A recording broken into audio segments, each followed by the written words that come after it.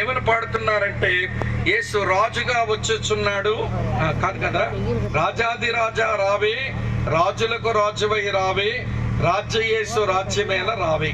Main line churches బాగా పాడతాం యేసు రాకడ గురించి. ఎవాంజలికల్ గ్రూప్స్ అంటే ముఖ్యంగా బ్రదర్ అండ్ తర్వాత బక్సింగ్ గ్రూప్ వాళ్ళే పాడతారు అంటే చాలా బాగా పాడతారు. గగనము చీల్చుకొని యేసు గన్లను తీసుకొని వేవేల పరిశుద్ధులతో ఆయన వేగము రానుండే అని ఎవాంజలికల్ గ్రూప్స్ కూడా పాడుతున్నారు.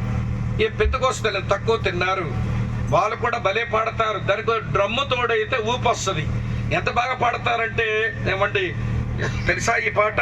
యేసు రాజుగా వచ్చుచున్నాడు చెప్పరే, భూలోకమంతా తెలుసుకుంటారు, రవి కోటి తేజుడు రమ్యమైన దేవుడు. మంచిది, అందరము పాడుతున్నాం ఆయన తిరిగి వస్తాడని. మేమంటే పాడుతున్నాము, ప్రసంగాలు చెప్పుకుంటున్నాము.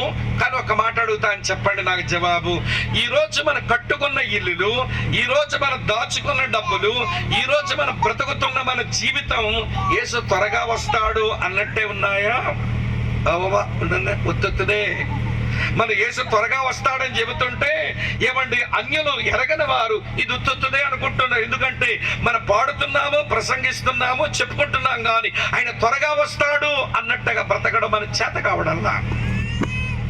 ముగింపుకు వస్తున్నాను, జాగ్రత్త వినండి. ఏమిటి మన గమ్యం అంటే, ఆయన ప్రత్యక్షమవుతాడు. ప్రత్యక్షమైనప్పుడట ఆయన మనం చూస్తామంట.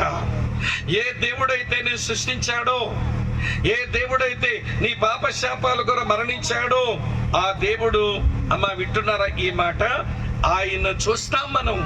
ఎట్లుంటాడండి అంటే, మీ ఇంట్లో మీరు గోడ మీద పట్టుకునే ఫోటోలా ఉండడు. చాలా మంది క్రైస్తవులు ఆ ఇంట్లో యేసుప్రభు బొమ్మ పెట్టి యేసయ్య ఇలాగే ఉంటాడు అనుకుంటారు. అది యేసయ్య ఫోటో కాదు, వాడి పేరు బ్యాండనిల్లి.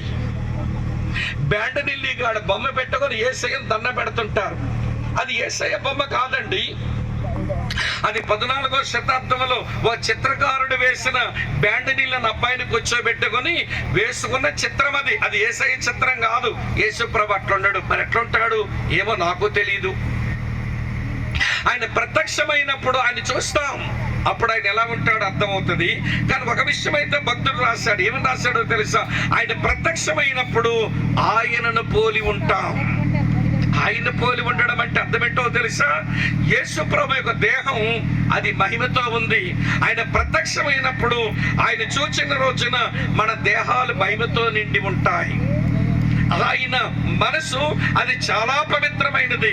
ఆయన ప్రత్యక్షమైనప్పుడు ఆయన పోలి ఉంటామనంటే మన మనసు చాలా పవిత్రంగా ఉంటుంది. ఆ రోజున ఆయన ప్రత్యక్షమైనప్పుడు ఆయన మనం చూస్తాం అని అంటే ఆయన హృదయం ఎప్పుడు తృప్తిగానే ఉంటది. ఆ రోజున చూచిన రోజున మన హృదయాలు చాలా తృప్తిగా ఉంటాయి. మూడు మాటలు గమనించండి. యేసును పోలి ఉంటాము ఆయన చూచిన రోజున అంటే అర్థం ఇలా గమనించండి ప్రియులారా. గ్లోరీ ఇన్ ద బాడీ, శరీరమందు మహిమ, ప్యూరిటీ ఇన్ ద మైండ్, మనసులో పవిత్రత, అలాగనే సాటిస్ఫాక్షన్ ఇన్ ద స్పిరిట్, ఆత్మలో బలి తృప్తి ఆ రోజున మనకి ఉంటాయి. కనుక అది మన భవిష్యత్తు. ఈ భూమి మీద మంచి ఇల్లు కట్టాం, భూమి మీద కూడా డబ్బు సంపాదించాం, సుఖము సంతోషం అనుభవించి, ఇది కాదు మన భవిష్యత్తు. ఏమిటి మన భవిష్యత్తు అంటే, మన సృష్టికర్త మన కొరకు ప్రత్యక్షం కాగా, వినండి, ఆయనను మనము చూస్తాం, ఆయనను మనం పోలి ఉంటాం. అది మన భవిష్యత్తు. ఇంకెక్కువ చెప్పలేను, మన సమయం లేదు. సార్ సిఏ గారు మనకి ఇచ్చిన టైం 9 లోపు ముగించాలి. ఇంకా నా ముందు 4 నిమిషాలు ఉంది. 4 నిమిషాల్లోనే ముగిస్తా, ఏం వరీ కాకండి.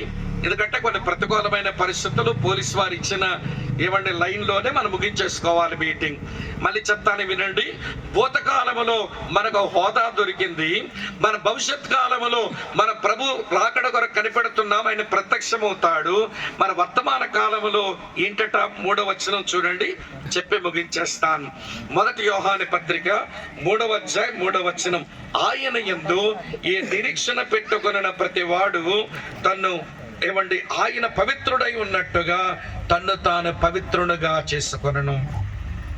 ఆయన ప్రత్యక్షమవుతాడు, ఆయన నేను చూస్తాను, ఆ రోజున ఆయన పోలి ఉంటాను అన్న నిరీక్షణ పెట్టుకున్న ప్రతి వారము ఆయన పోలి ఉంటామట కదా. అలాంటి నిరీక్షణ పెట్టుకున్న ప్రతివాడు ఆయన పవిత్రుడై ఉన్నట్టు తాను పవిత్రునిగా చేసుకుంటాడు. యేసు పవిత్రుడు. హెబ్రీయులకు రాసిన పత్రిక 7వ అధ్యాయం 26వ వచనములు ఉంటుంది, పవిత్రుడును నిర్దోషియు నిష్కల్మషుడును పాపుల్లో చేరక ప్రత్యేకించబడిన వాడు ఆయన. యేసుక్రీస్తు ప్రభు అరిషడ్ వర్గాలకు లొంగిపోయేవాడు కాదు. ఆయన అరిషడ్ వర్గాలను జయించిన అతీతుడు. ఆయన కామానికో క్రోధానికో లోభానికో మోహానికో మదానికో మత్సరానికో లొంగిపోయేవాడైతే దేవుడు అని ఆయన గురించి అనుకోవలసిన అవసరం లేదు. ఆయన అరిషడ్ వర్గాలు జయించినటువంటి పవిత్రుడు. ఆయన మనవలే అన్ని విషయాలలో శోధించబడినా గాని ఆయన పాపము లేనివాడుగా ఉన్నాడట. అలాంటి పవిత్రుడు వస్తాడు అని ఎంచే వాళ్ళు, అలాంటి నిరీక్షణ పెట్టుకున్న వాళ్ళు ఆయన పవిత్రుడై ఉన్నట్టుగా తమను తాము పవిత్రునిగా చేసుకుంటారు. ఇది మన వర్తమాన కాలపు మన బాధ్యత. మన భూతకాలంలో మనకు ఒక భాగ్యం దొరికింది, దేవుని పిల్లలమయ్యే భాగ్యం దొరికింది. మన భవిష్యత్ కాలంలో మన ముందు గమ్యం ఉంది. మన కొరకు మన ప్రభువైన యేసుక్రీస్తు ప్రత్యక్షం కానై ఉన్నాడు. మన వర్తమాన కాలంలో మన మీద బాధ్యత ఉంది. యేసు ప్రభు ఎలాగైతే మన వలె అన్ని విషయాలు శోధించబడిన పాపము లేనివాడుగా బతికినాడో, శోధనకు లొంగకుండా బతికినాడో, ఎంత పవిత్రంగా జీవించాడో ఆయన చూచిన పేతురు ఈ మాట రాశాడు. ఏమని రాశాడో తెలుసా? ఆయన పాపము చేయలేదు, ఆయన నోట ఏ కపటమునో లేదు అన్నాడు. ఆయన బాగా గమనించిన అపోస్తలుడు యోహాను అన్నాడు, 1 యోహాను పత్రిక 3:5లో పాపమును తీసివేయుటకు ఆయన ప్రత్యక్షమాయెను, ఆయనందు ఏ పాపము లేదు అన్నాడు. 2 కొరింథీ పత్రిక 5:21లో పౌలు భక్తుడు అన్నాడు, పాపము ఎరగని ఆయన మన కోసం పాపంగా చెయ్యబడ్డాడు అన్నాడు. మన వలె ఆయన అన్ని విషయాలు శోధించబడినా గాని పాపము లేనివాడు, పాపం చెయ్యనివాడు, పాపమే ఎరగనివాడు, ఆయన చాలా పవిత్రుడు. అటువంటి దేవుని నమ్మిన నీవు ఆయన ప్రత్యక్షమవుతాడు అన్న నిరీక్షణ పెట్టుకున్న నీవు నిన్ను పవిత్రునిగా చేసుకోవాలి. నీవు పవిత్రుడు అవ్వడం కొరకే తన రక్తములో శక్తి ఇంకా ఉంచాడు. రక్తములో కడుక్కో, నీ మనస్సాక్షిని శుద్ధీకరించుకో. హెబ్రీ 9:10-14లో హెబ్రీ పత్రిక 9:14 వచనంలో ఆయన రక్తముతో నీ మనస్సాక్షిని శుద్ధి చేసుకో. యోహాను సువార్త 15:3లో రాసి ఉంటుంది, ఆయన వాక్యము చేత మిమ్మల్ని మీరు పవిత్రులుగా చేసుకోండి అన్నాడు. తర్వాత 2 కొరింథీ పత్రిక 2:13లో ఆత్మ వలన శుద్ధీకరించబడిన సహోదరులారా, ఆత్మతో మిమ్మల్ని మీరు శుద్ధీకరించుకోండి. ఆయన రక్తం నేను శుద్ధి చేయడానికి సరిపోతుంది, ఆయన వాక్యం నేను పవిత్రపరచడానికి సరిపోతుంది, ఆయన ఆత్మ నేను పవిత్రీకరించగలదు. ఆయన ప్రత్యక్షమవుతాడు, ఆయన మనం కలుసుకోవాలి. ఆయన మహాపరిశుద్ధుడు, అపరిశుద్ధత్వం ఆయన కలుసుకోలేమనే విషయం గమనించి మనం కడుక్కుందాం, శుద్ధీకరించుకుందాం.